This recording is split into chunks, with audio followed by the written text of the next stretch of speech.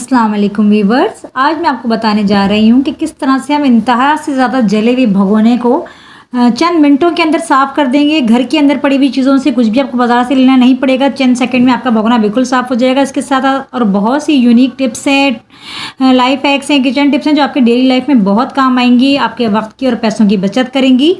तो वीडियो को पूरा देखिएगा। सबसे पहले चलते हैं पहली टिप की तरफ। सबसे पहली टिप मेरी इस तरह से केलों के हवाले से। आपको पता है कि केले बाजार में काफ़ी आजकल महंगे आ रहे हैं, बहुत जल्दी ख़राब हो जाते हैं। केले होते भी ऐसे हैं कि इनको रखो तो बहुत जल्दी से काले पड़ने लगते हैं। तो अगर हम इनको एक आध दिन हमें रखना चाहें, हम इनको चाहते हैं कि हम 2-4 दिन हमारे केले चल जाएँ, तो किस तरीके से हम इनको सेव कर सकते हैं, इसके लिए मैं आपको टिप बताती हूँ कि केले जो ख़राब होते हैं ना, सबसे पहले जिनका बंच होता है ना, ऊपर का जो पार्ट होता है, इस तरह से ही ये ख़राब होना शुरू होते हैं ना।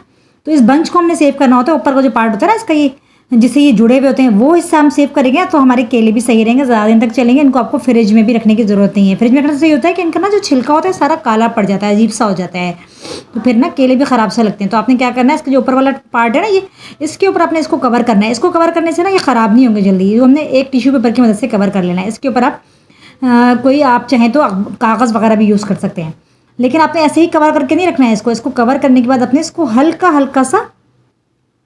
हल्का पानी की मदद से थोड़ा सा गीला कर लेना है। तो उससे ये होगा कि आपके केले ख़राब नहीं होंगे, फिर इससे बाहर ही पड़े रहेंगे, तो ये बिल्कुल सेफ़ रहेंगे। 3 से 4 दिन आपके केले आराम से चल जाएंगे। बस आपने ये ध्यान रखना होगा कि आपने पानी ड्राई हो जाए या फिर दिन में एक दफ़ा आपने ये काम करना है, ये अमल करना है कि इस तरह से इसके ऊपर इस हल्का सा पानी लगा दें। दिन में एक दफ़ा कर देंगे ना आप, तो फिर इससे ये होगा कि नमी मिलती रहेगी केलों को, और केले हमारे ज़्यादा दिन चलेंगे, 3 से 4 दिन आराम से चल जाएंगे। तो इस तरह छोटी छोटी टिप्स जो है ना हमारे लिए बड़ी फ़ायदेमंद होती हैं, हमारे टाइम की बचत करती हैं, हमारे पैसों की बचत करती हैं और हमारी चीज़ों को सेव कर देती हैं। ये होता है कि हमें ज़्यादा फिर पैसे हर जगह खर्च नहीं करते हैं। ख़राब हो जाए तो केले फिर फ़ौरन दूसरे लेकर आओ, ये ज़रूरत पड़ती है। उन बच्चों वाले घरों में तो इन चीज़ों की ज़रूरत पड़ती है। नेक्स्ट टिप मेरी लेमन के हवाले से। लेमन आपको पता है कि बहुत ज़्यादा फ़ायदेमंद होता है। लेमन जो है सिर्फ खाने के लिए, इसके अंदर विटामिन सी बहुत ज़्यादा होता है, बल्कि ये हमारी स्किन के लिए भी बहुत ज़्यादा अच्छा होता है। तो स्किन की मैं आपको एक बहुत ज़बरदस्त टिप इससे बताने जा रही हूँ, क्योंकि आपको पता है कि आजकल गर्मी आ चुकी है, और ये होता है कि जब हम बाहर निकलते हैं तो शूज़ तो पहनते ही नहीं है, बंद। हम पहनते हैं कोई खुली चप्पल, और उससे हो जाता है पाँव में हमारे सन टैन, पाँव में या हाथ में, और अजीब से निशान बन जाते हैं। जहाँ पे चप्पल का डिज़ाइन होता है वहाँ पे निशान अलग होता है, और जो जब हिस्सा खुला होता है पाँव का, उस पर अलग हो जाता है। तो अगर आपके पाँव में भी इस तरह के निशान पड़ गए हैं, तो उसके लिए मैं आपको बता रही हूँ कि आपने क्या करना है। आपने हाफ लेमन ले लेना है और उसके ऊपर पेस्ट लगा लेनी है। कोई भी पेस्ट आपके पास हो ना, लेकिन वाइट कलर की पेस्ट हो तो ज़्यादा बेहतर है। तो ये पेस्ट मैं अच्छी तरह से उंगली से फैला लूँगी, और थोड़ी सी लेनी है, मैं ज़्यादा नहीं लेनी है। मतलब घर की चीज़ों से हम ये कर सकते हैं। ये जो मैं आपको बताने जा रही हूँ बहुत ही यूज़फुल टिप है आपके पाँव पे। अगर सन टैन के अलावा भी कोई निशान है, कोई पैचेस पड़ गए हैं, कोई ब्लैक से कभी किसी पैरों पर निशान पड़ जाते हैं, चप्पल पहनने के अलावा, या चप्पल पहनने के निशान पड़ जाते हैं, तो वो भी साफ़ हो जाएंगे। और उसके बाद आपने हल्का सा इसके ऊपर डालना है मीठा सोडा, यानी कि बेकिंग सोडा, जो कि हम किचन में अपने यूज़ करते हैं, वो हमने थोड़ा सा डाल लेना, बस 1 चुटकी हम इसके ऊपर डाल लेंगे।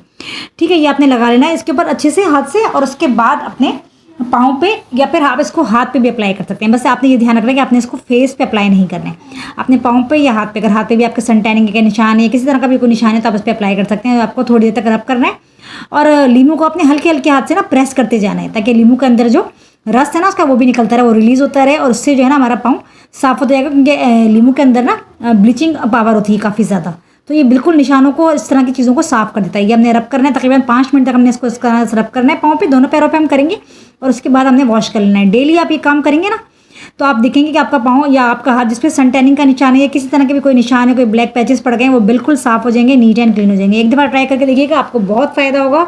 बगैर पैसों के आपके पाँव ऐसे हो जाएंगे जैसे कि आपने मैनीक्योर करवाया, पेडिक्योर करवाया, इस तरह के आपके पाँव और हाथ हो जाएंगे। तो ज़रूर ट्राई कीजिएगा, और मुझे बताइएगा कि आपको टिप कैसी लगी। कोई भी टिप पसंद आए तो लाइक ज़रूर कीजिएगा। चलते हैं नेक्स्ट टिप की तरफ। नेक्स्ट टिप मेरी इस तरह से, जो हमारे टूथपेस्ट के खाली डब्बे हैं ना, उनके हवाले से। इनको हम फेंक देते हैं, लेकिन ये भी हमारे किचन में बहुत काम आते हैं, खासतौर पे हमारे किचन के ऑर्गेनाइजेशन के लिए बहुत काम आते हैं। किस तरह से ऑर्गेनाइज कर सकते हैं अपने किचन को इस छोटे से डब्बे की मदद से, ये मैं आपको बताती हूँ। बहुत ज़बरदस्त टिप है, बहुत काम आने वाली टिप है, और आपको बहुत ज़्यादा ये यूज़फुल लगेगी जब आप देखेंगे। तो इसको हमने कट कर लेना है इस तरीके से, जिस तरह से मैं आपको करके दिखा रही हूँ ना, हमने दोनों साइडों से इस तरह से कट कर लेना है। ये देखें, दोनों साइडें मैंने इसकी निकाल ली है, और बीच का पार्ट हमारा ये निकल गया। ये हमारा मतलब फालतू है पार्ट, इसको आप फेंक देंगे। और ये जो नीचे वाले दोनों साइड है, एक साइड हमने एक साइड का, एक साइड दूसरा साइड का, दोनों हमने बराबर काट लिए हैं। ठीक है, इनको हमने काट लिया। अब हम इनको यूज़ कहाँ पे करेंगे, हम क्या करेंगे कि हमारे पास जो छोटे छोटे साशे होते हैं ना, कॉफ़ी के साशे होते हैं, केचप वगैरह के साशे घर आते हैं अमूमन, फास्ट फूड के साथ इधर उधर पड़े रहते हैं। कभी हमें ज़रूरत पड़ती है तो हमें मिलते नहीं है फिर वो चीज़ें। कभी होता है ना, बैग में रख के हम बाहर जा रहे हैं तो रात साथ रख के ले जाएँ, कोई चीज़ लेके जा रहे हैं, सैंडविच वगैरह बना रहे हैं, तो साथ छोटे साशे ले जाएँ अपने, तो ड्रॉर में डाल दो या अपने कैबिनेट में कहीं रख दो किचन में, तो वो फिर मिलते ही नहीं है टाइम के ऊपर। इस तरह से आप करके इसको ड्रॉज में, अपने ड्रॉर में रखेंगे या अपने कैबिनेट में रखेंगे ना, तो आपको फ़ौरन से मिल जाएंगे। कॉफ़ी के साशे हुए या इस तरह से ही हुए, ये आपने रख दिए, अपने कैबिनेट में रखे या ड्रॉर में रखे, तो ऑर्गेनाइज भी रहेंगे, फैलावा नहीं होगा इससे, और वक्त पे आपको फ़ौरन मिल जाएगा, फ़ौरन से आपको ढूंढना नहीं पड़ेगा, आपका टाइम वेस्ट नहीं होगा। तो छोटी सी टिप है लेकिन बहुत ही काम की टिप है, ज़रूर इसको ट्राई कीजिएगा और फिर मुझे बताइएगा कि आपको कैसी लगी। और सिर्फ आप यही नहीं रख सकते हैं, बल्कि हम क्या होते हैं, हमारे जो मसालों के पैकेट आते हैं पूरे पूरे वो यूज़ नहीं होते हैं, बच जाते हैं, रबर बैंड चढ़ा के हम उनको रख देते हैं या पैक करके, तो उनको भी अब इसके अंदर डाल के इस तरह से रख सकते हैं, फिर वो भी हमें टाइम पर फ़ौरन से मिल जाएंगे और हमें ढूंढने नहीं पड़ेंगे। इस तरह से देखिए हमारा किचन भी ऑर्गेनाइज रहा, चीज़ें भी सिमट गई और हमें हमारे टाइम की बचत होगी, हमें मतलब चीज़ को ढूंढना नहीं पड़ेगा।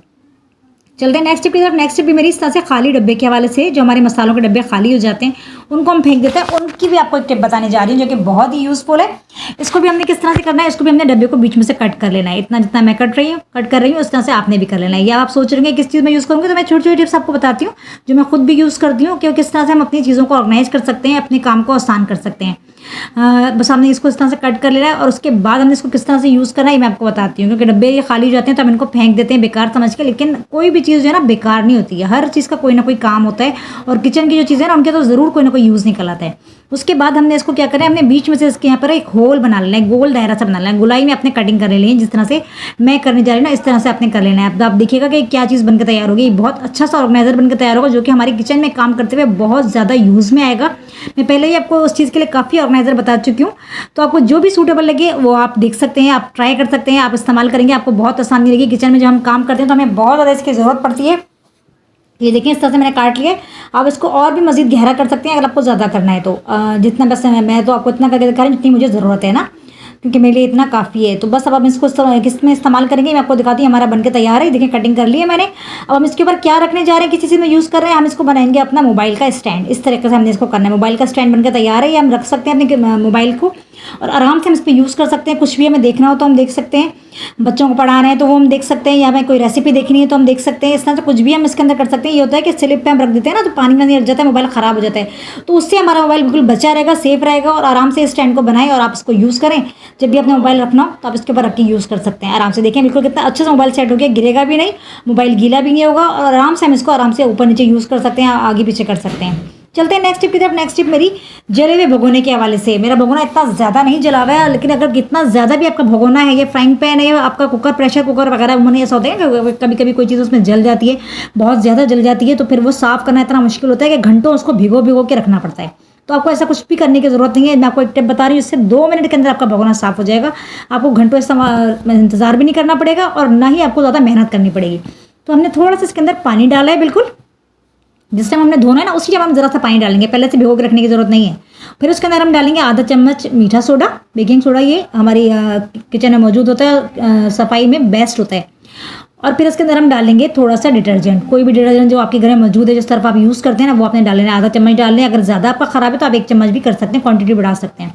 उसके बाद हमने यहाँ पर ले लिया हाफ लेमन को हम डाल देंगे इसके अंदर। और उसके लिए आप, अगर आपके पास लेमन नहीं है तो आप इसकी जगह सिरका भी यहाँ पर यूज़ कर सकते हैं ना, तो सिरका भी वही काम करेगा जो कि लेमन करता है। उसके बाद हम इसके अंदर एक चीज़ और ऐड करेंगे, वो भी हमारे घर में मौजूद होती है, कोई भी चीज़ हमें बाहर से लेने की जरूरत नहीं है, वो है शैम्पू। चंद ड्रॉप्स हमने शैम्पू के डालने हैं, जो भी शैम्पू आप यूज़ करते हैं ना वो आपने इसके अंदर डाल देना है, चंद ड्रॉप्स बस। अब हमें और भी किसी चीज़ की भी ज़रूरत नहीं है, बस हमने डाल लिया। अब आप देखेंगे किस तरह से चंद सेकंड के अंदर ये साफ़ हो जाएगा, बिल्कुल देर नहीं लगेगी और ना ही आपको मेहनत करनी पड़ेगी। आपने ले लेना है अपना किचन में यूज़ होने वाला स्टील स्क्रबर, वो लेंगे हम और उसके बाद हमने इसको थोड़ा सा रगड़ना है। हल्के हल्के हाथ से मैं रगड़ रही हूँ, इतना ज़्यादा मैं इसको रगड़ भी नहीं रही हूँ, ना ही मैंने इसको भिगो के रखा है। आपके सामने मैंने कुछ भी वीडियो को स्किप नहीं किया, डायरेक्टली मैं आपको दिखा रही हूँ पूरी वीडियो, तो आप देख सकते हैं कि कितने आराम से ये साफ़ होती जाए।